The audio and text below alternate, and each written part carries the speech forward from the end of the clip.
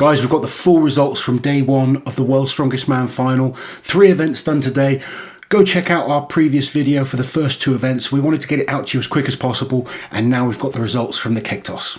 So just as a reminder, there is no live stream and we don't have any footage, and this video obviously contains spoilers. Right guys, keg toss, another exciting one. Really pleased.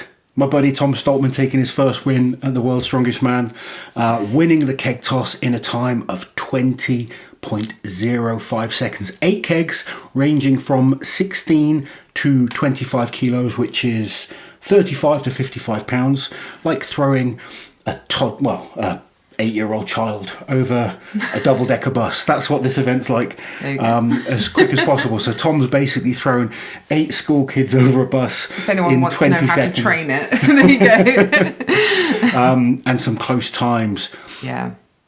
Lizzie, go on, give us the results. So in second place was JF Caron. Now this was a massive surprise, and I think quite an important result in the overall competition, because obviously they've both placed ahead of Brian Shaw, and this really was Brian's banker, if you like, event, because we all know Brian Shaw is absolutely incredible at keg toss. Brian wasn't far behind, so you can see the times are so close. Jeff was 20.37, Brian was 21.75.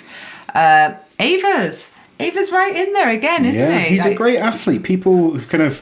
People haven't seen him at the World's Strongest Man so much, but he's been doing exceptionally well in the Champions League. Was he the overall Champions League winner? I believe so. He's and he's won a number of international shows. Great all-round athlete, and proving why today. Yeah. Alexei Novikov, so he came in, what was that, 5th place, 26.96 seconds, still an incredible time.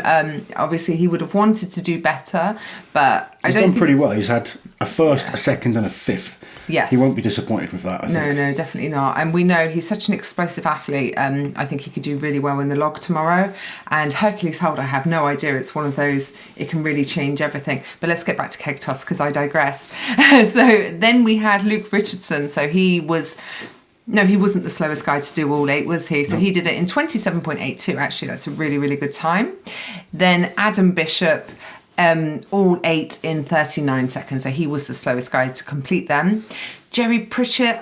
Jerry dropping some points on this one. Yeah. And we expected him not to have a great keg toss. It's probably the worst event for him in the final. Definitely. Still got some great events to come though, and he can claw those back, and he's still in a good position. Yeah, and Jerry has incredible grip and a great log press as well. So, all still to play for Jerry.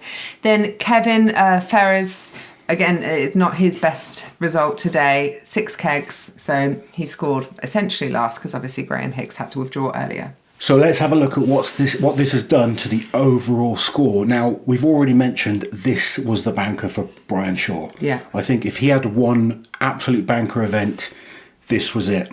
And he's now in 6th place with 17.5 points. And Alexei Novikov is leading with 25 points.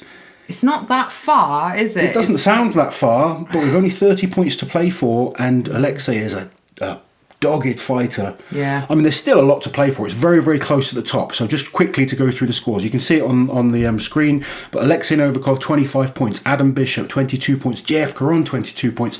Tom Stoltman, 21.5 points. Pritchett on 19. Shaw on 17.5. Fairs on 13. Smack Stellis on 12.5, Richardson 9.5, and Hicksy with 1. Look how close it is between Jerry and Novikov. 6 points separating the top few. Shaw only 1.5 points behind Jerry. I can't remember. I'm probably wrong, but I don't remember.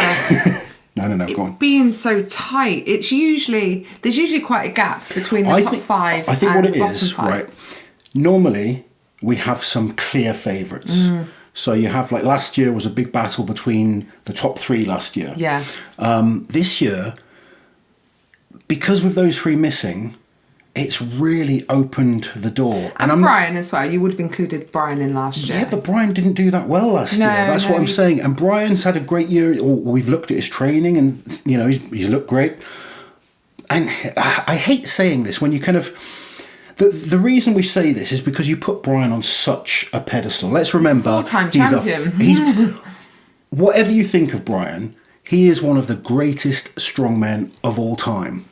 Just like Zydrunas is one of the greatest strongmen of all time. But I felt he hasn't been at that level for a few years. Personally, I felt he's had other things, and this isn't a negative thing by any means, but I remember watching Brian in his prime, and he was a machine, and he hated losing. Whereas as he's got older, you know, he's focusing on his YouTube, he's focusing on his businesses, he's got a family now, he's got a lovely wife and kids. Other things become a bit more important. Novikov's a machine. Yeah. He's young. He doesn't care about YouTube. He doesn't care about the businesses. He's just a machine that is training hard to win World's Strongest Man. Yeah. And I think that's what we're seeing. You know, great athletes they can't just keep going forever. Last forever. And let's be honest, I'm being harsh. He's still fighting out to win the World's Strongest Man. And you can never count out Brian Shaw. And I wouldn't. You know, he's such a great champion. But I'm just.